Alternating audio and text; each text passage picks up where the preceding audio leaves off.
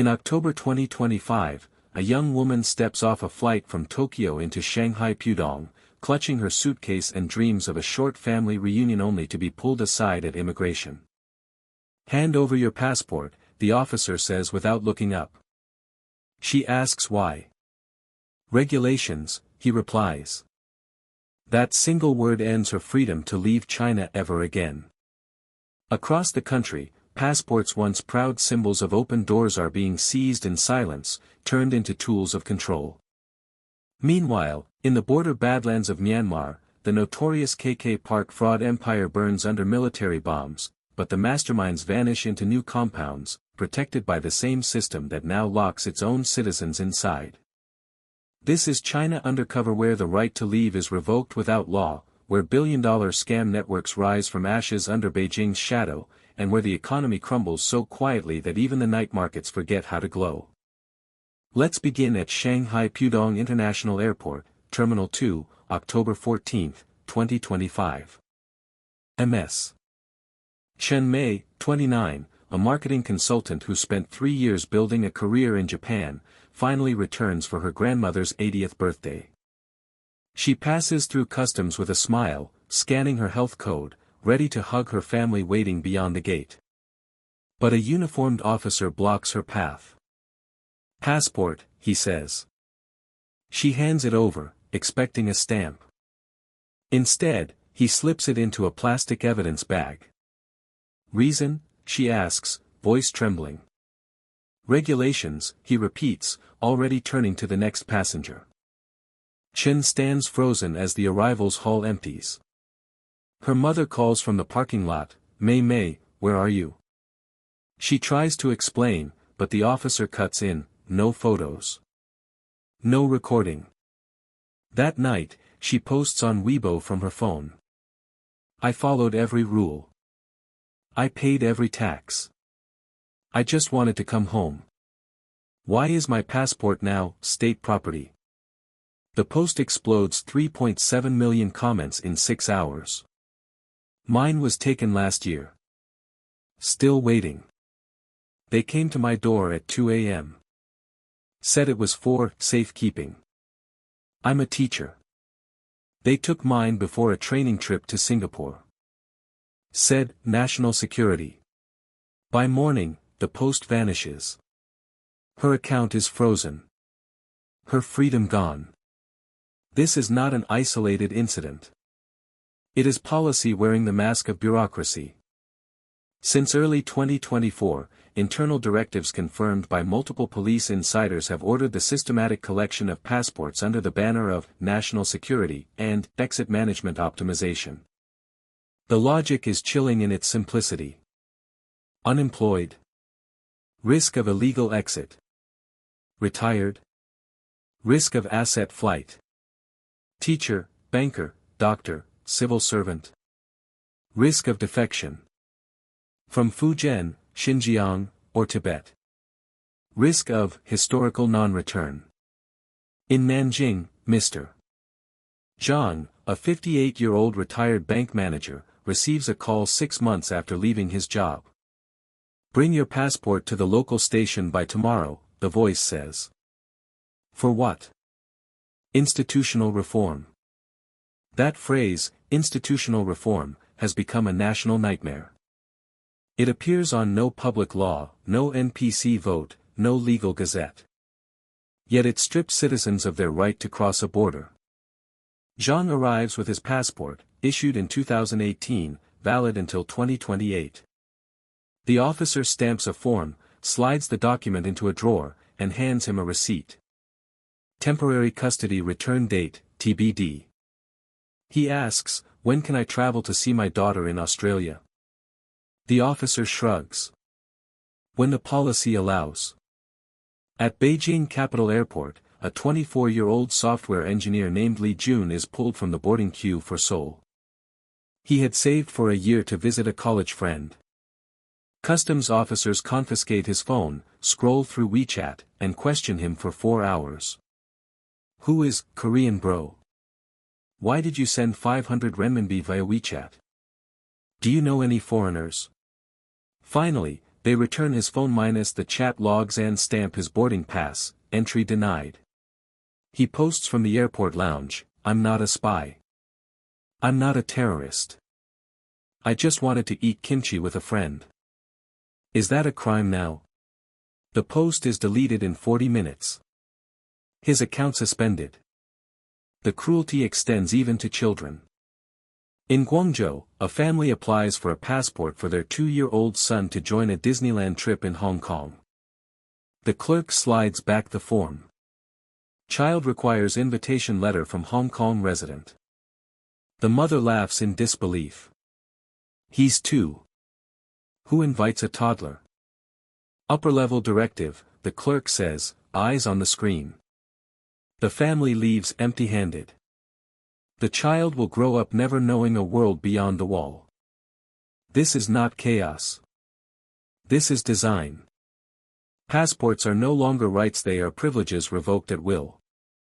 New applications are frozen nationwide with a single excuse. Current national policy suspension. Resumption date, undetermined. One applicant in Chengdu recorded the exchange. What policy? We don't know. Just orders from above. The video viewed 12 million times disappears by evening. The control runs deepest in state-linked professions. In Shanghai, a veteran employee of the Bank of China recalls the evolution. 2006, all staff surrendered passports to HR. Overseas travel required written approval plus supervisor signature. 2016, some mid-level managers allowed personal custody. 2025, full reversal. New hires sign a passport deposit agreement on day 1. Hong Kong/Macau passes confiscated. Reason, capital flight prevention. She whispers to the camera, they say it's about trust. But trust doesn't need a locked drawer. This is surveillance. Every 90 days, she must submit a credit report, every purchase, every debt, every transfer scrutinized by the party committee. Teachers face the same fate. A high school English instructor in Wuhan, selected for a UK training program, arrives at the police station to retrieve her passport. The officer shakes his head. Overseas exposure suspended for educators. She pleads, I teach students to dream globally. How can I do that if I've never left? Silence. Her voice cracks on camera. We tell kids the world is open. But for us, it's closed. Regional origin is now a life sentence. A Fujian native living in Beijing for 12 years, taxpayer, homeowner, father applies to renew his passport. Your ID prefix is not eligible. Return to Fujian for approval. He has not been home in a decade. I built my life here. Why does where I was born chain me forever? In Xinjiang, the lockdown is total. A Uyghur doctor, legally resident in Beijing, is told. Your household registration blocks renewal. Local PSB permission required. He has practiced medicine in the capital for 15 years. His final words before the video cuts. This country judges you by your birthplace, not your contribution. Even returnees are trapped. A Shanghai entrepreneur back from Silicon Valley is visited at 1 a.m. 2 officers at the door. For your future safety, we'll hold your passport. He asks for a reason. They leave without answering. His passport gone. His freedom gone. His post. I escaped the firewall to build something. Now I can't escape the cage. And while citizens are locked in, fraud empires are locked out then reborn. Let's cross into Myawaddy, Myanmar, October 24-26, 2025. The infamous KK Parka sprawling fortress of scam compounds erupts in flames. Myanmar military drones strike at dawn. Ground troops lob explosives. Buildings collapse in fireballs. Smoke chokes the Thai border. Over 2,000 workers, mostly Chinese, flee in panic. Some swim the Moi River. 3 drown. Thai authorities round up the survivors. But this is no rescue. This is theater. A rescuer, Louis, voice distorted, speaks from hiding. KK Group compounds. All hit. But it's just a show. The red building gone. Casino gone. But the dorms? Left standing. People. Still inside. The valuable one sold. The rest? Transferred. He lists the new destinations. Tachang, Inha, Baoli, Fenghuang, Yatai, Kaixin. No one was meant to be freed. Ransom paid? Still no release. This was surface kung fu. The timing is no coincidence. On October 25, U.S. President Trump lands in Southeast Asia for the ASEAN summit. Myanmar's junta times the strikes to coincide a performance of anti-fraud resolve for the world. But the script was written in Beijing. Just weeks earlier, the U.S. Treasury's OFAC sanctioned 19 scam parks, 9 in Myanmar, 10 in Cambodia. They froze $15 billion in Bitcoin belonging to Chen Ji, the Fujian-born kingpin of Cambodia's Prince Group. Dual British-Cambodian citizen. Backed by China's Ministry of Public Security and State Security. Human rights lawyer Wu Xiaoping, speaking from the U.S. These aren't rogue gangs. They're state-sponsored crime syndicates. How do they get real-name Chinese phone numbers? How do they launder hundreds of millions in hours? Because Beijing's banks cooperate. He asks the question no official will answer.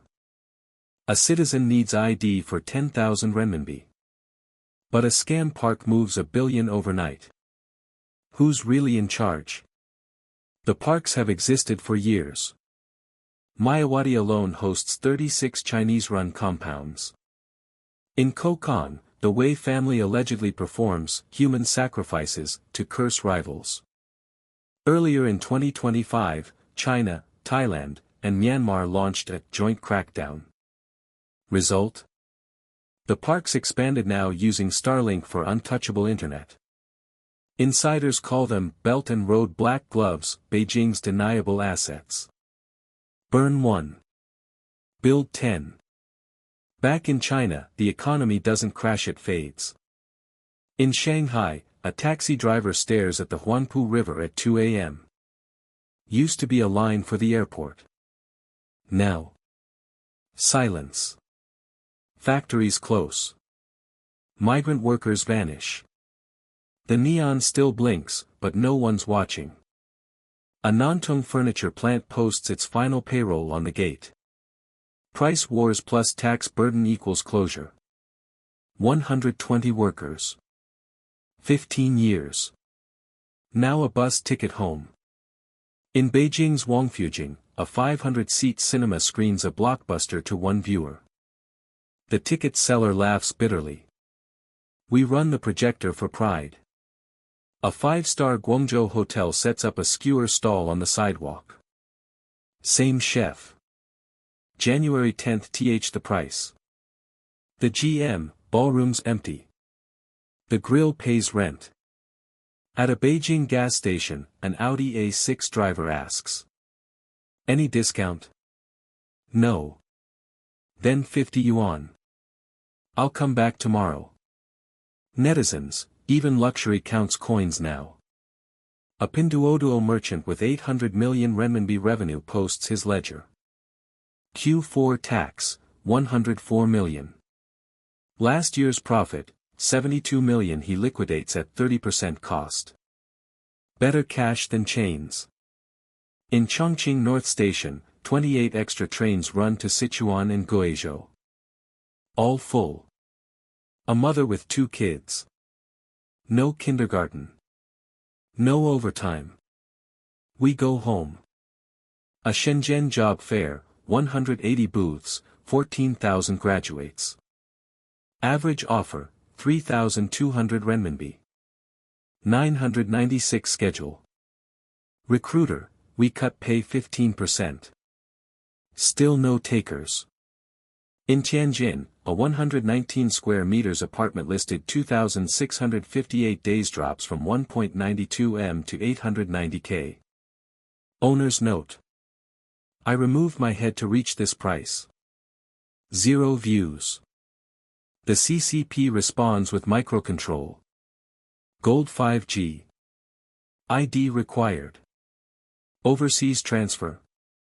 $10,000 per year cap. Crypto. Mainland IP blocked.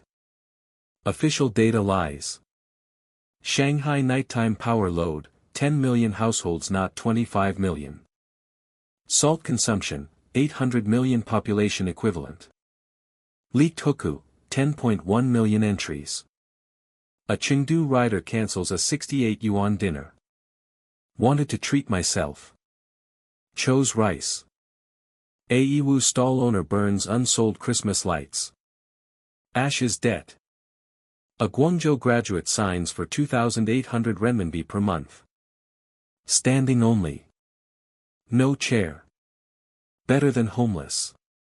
This is China in 2025, where your passport is confiscated on arrival, where fraud parks burn and rebirth under protection, where the economy evaporates, one closed factory, one cancelled order, one silenced voice at a time. The system is not failing. It is succeeding at control. The cage tightens, and the silence grows louder.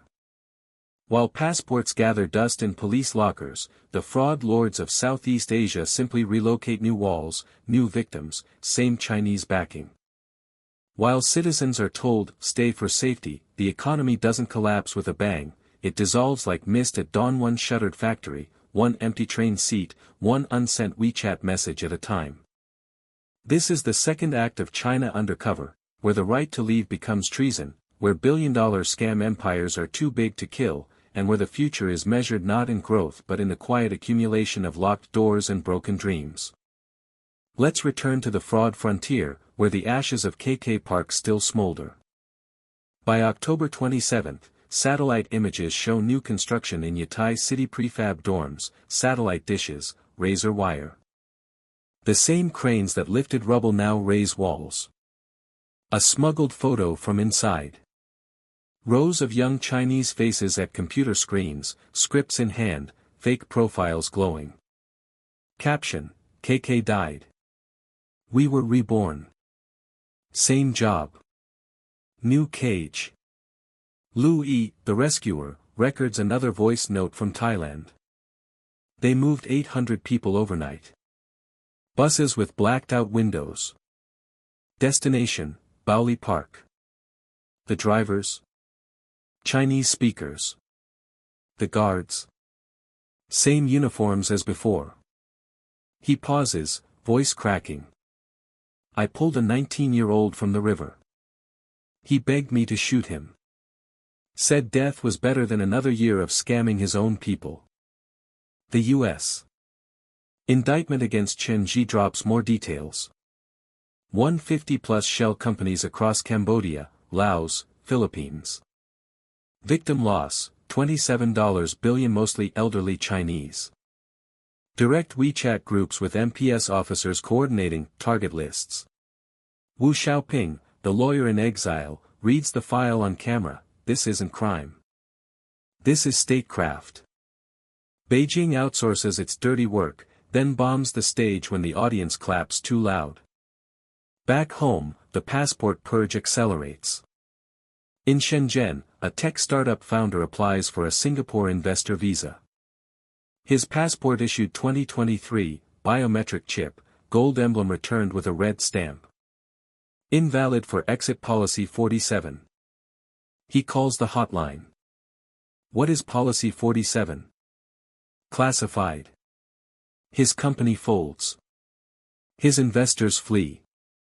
His last post before account deletion. I built AI for the world. Now I can't leave my city.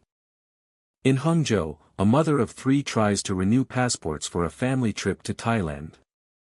The clerk returns the forms. 1 adult approved. Children denied. Invitation required. She begs, they're 5 and 7. Who invites children? Policy. She films the exchange. The video trends for 12 hours. Invite my kid, then vanishes. The state sector becomes a prison with better pay. A China construction bank branch manager in Chengdu leaks the new handbook. Page 7, all passports to be stored in branch safe. Access requires level 8 approval. Page 12, quarterly lifestyle audit, travel history, overseas contacts, asset flows. Page 19, suspicious behavior includes, discussing exit plans, encrypting chats, owning VPN.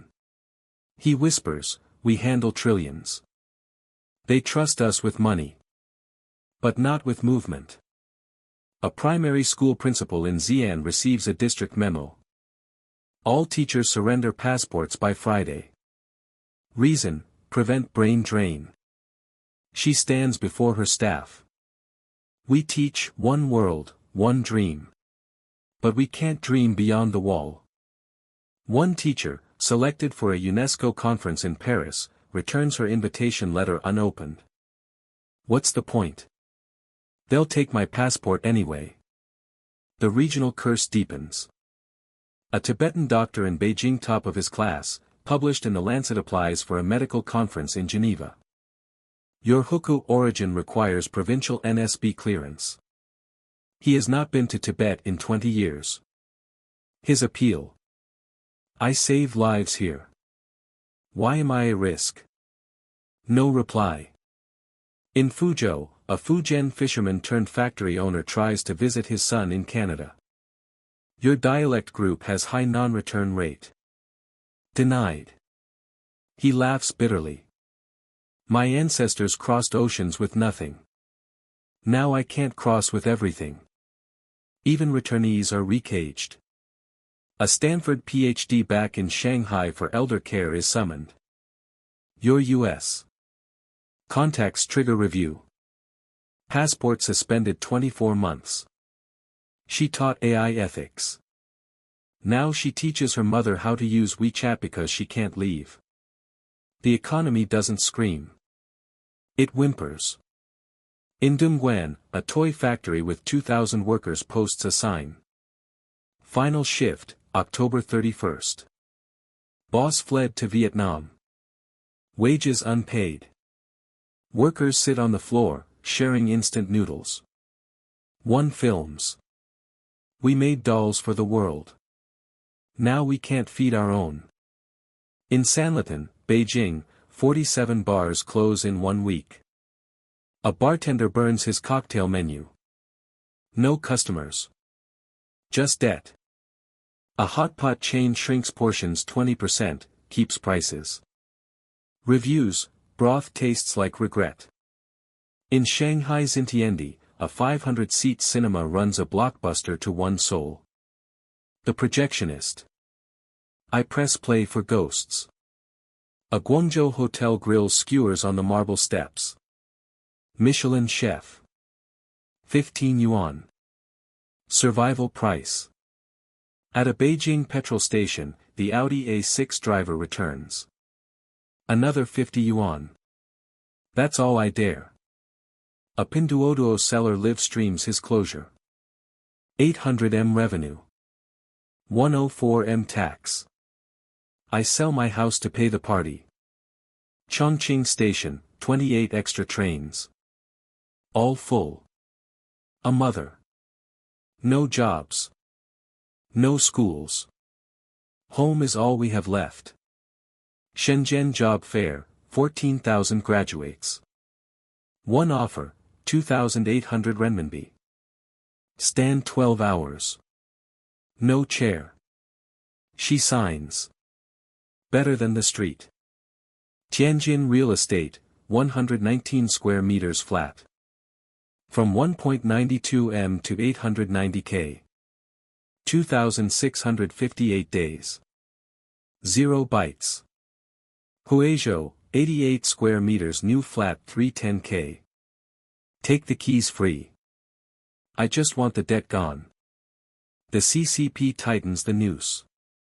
Gold 5G, real name plus photo. Overseas wires, $10,000 per year. Crypto, IP blocked. Real estate, stability assessment required. Wealthy families sell at 50% loss, stuff cash in suitcases. Better smuggled than seized. Official stats lie harder. Shanghai power, 10M households, not 25M. Salt use, 800M population. Leaked Huku, 10.1M entries. A Chengdu rider adds 68 yuan dinner to cart. Applies coupons. Total, 42 yuan. Cancels. Chose rice. Aewu vendor burns Christmas LEDs. Ashes debt. A Nantong plywood mill. 15 years. 120 workers. Now a bus ticket home. The Atlas meme sweeps WeChat. If the alien hits the sun and drops us to minus 200 degrees Celsius, I'll buy an electric blanket. Genius. A cancer patient in Shaoyang kills the village secretary. Reason. I begged for low-income aid. He gave it to the rich. I lost my mind. A blood bank drains stray cats.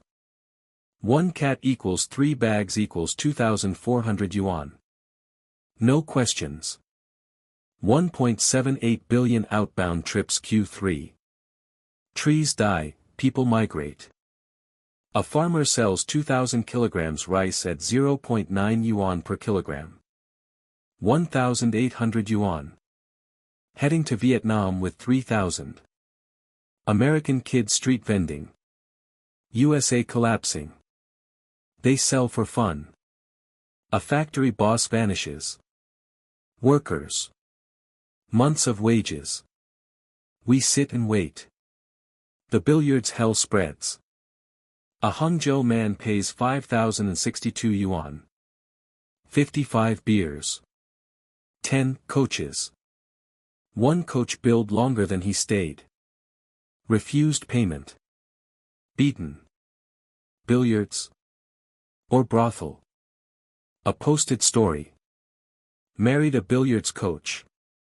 Goddess. Boss's mistress. Pregnant. Syphilis. For prior abortions. Baby born with it. I forgave. Love is hell. This is China 2025, where your passport is confiscated for reform, where fraud parks burn and regrow like weeds, where the economy evaporates one silent closure at a time. The system is not broken. It is complete. Citizens are inventory. Freedom is a receipt with no return date. And the world watches through Starlink dishes in scam compounds, through VPNs in locked apartments, through the flickering light of a single cinema bulb for one lonely soul.